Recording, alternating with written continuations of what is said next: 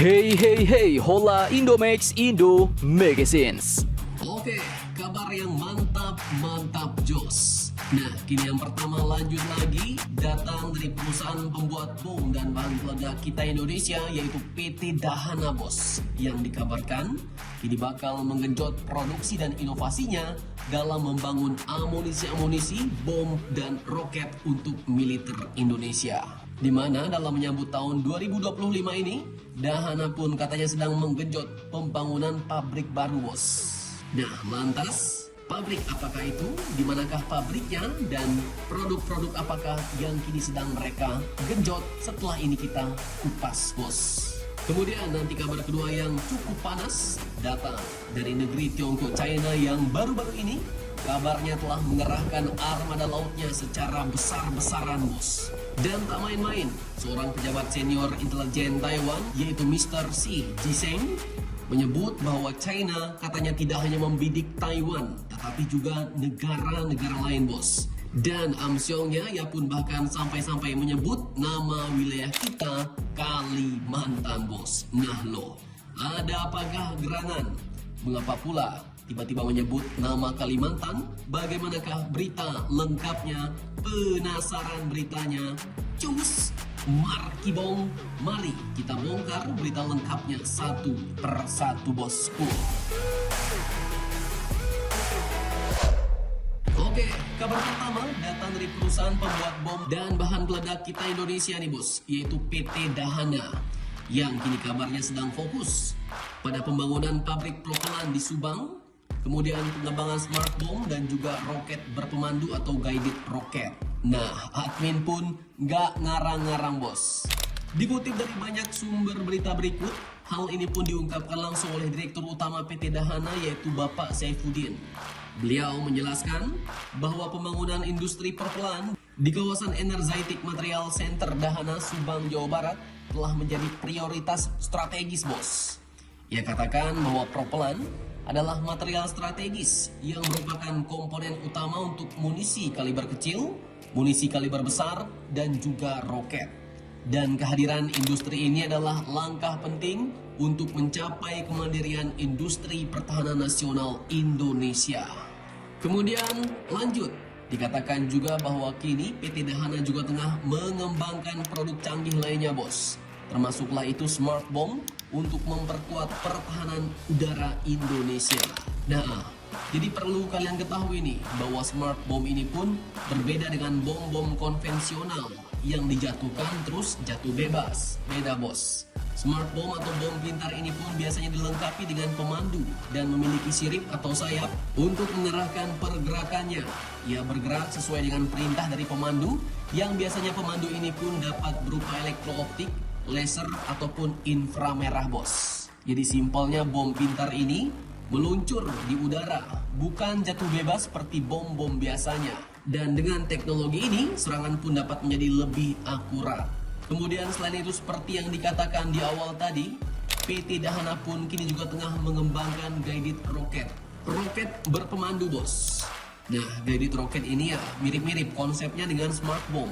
Jadi kalau roket biasanya terbang lurus dan mengandalkan sudut elevasi untuk mencapai sasaran, maka guided rocket ini pun sama seperti smart bomb tadi bos, memiliki pemandu sehingga pergerakannya pun dapat diarahkan. Contoh umumnya yang sudah banyak digunakan ya roket-roket anti-tank itu bos. Kemudian terakhir selain itu PT Dahana juga kini dikatakan terus berkolaborasi dengan berbagai mitra untuk meningkatkan efisiensi dan kualitas produk pertahanan nasional Indonesia. Mantap, mantap jos.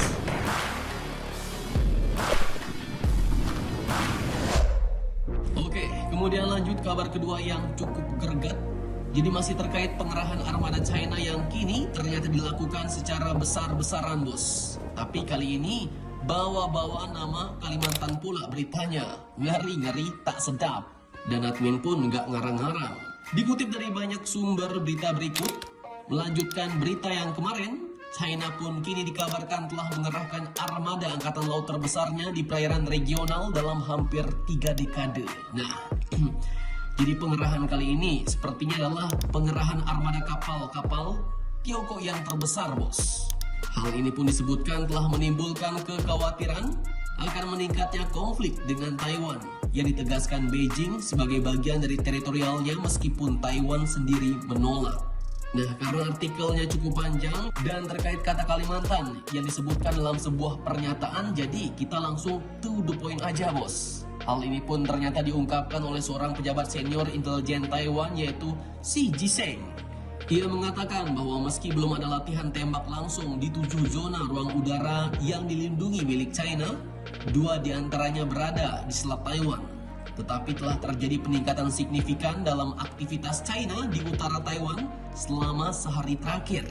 Ia katakan jumlah kapal angkatan laut dan penjaga pantai China di wilayah tersebut sangat mengkhawatirkan.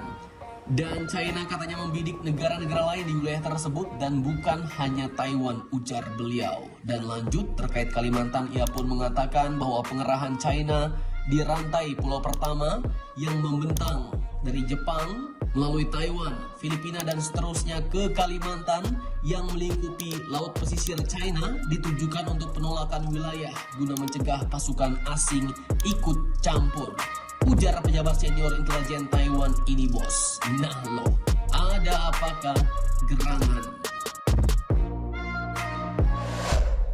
Oke, jadi dari yang admin tangkap ujaran beliau ini, maka sepertinya pengerahan besar-besaran kapal yang dilakukan China ini pun sepertinya adalah untuk mengelilingi wilayah Laut Cina Selatan, bos, dan bertujuan untuk membatasi wilayah dengan maksud dan tujuan tertentu. Karena sebelumnya dikatakan bahwa Kementerian Pertahanan Taiwan telah mendeteksi sebanyak 47 pesawat militer yang beroperasi di sekitar Taiwan selama 24 jam terakhir. Ada pula 12 kapal angkatan laut dan 9 kapal resmi yang merujuk pada kapal-kapal dari lembaga yang seolah-olah sipil seperti penjaga pantai. Nah, kemudian dari pesawat-pesawat itu menurut peta yang disediakan kementerian dalam pernyataan harian paginya tentang aktivitas China, 26 unit terbang di wilayah utara Taiwan di lepas pantai provinsi Zhejiang, China. Sementara 6 di selat Taiwan dan 15 lainnya di barat daya pulau itu.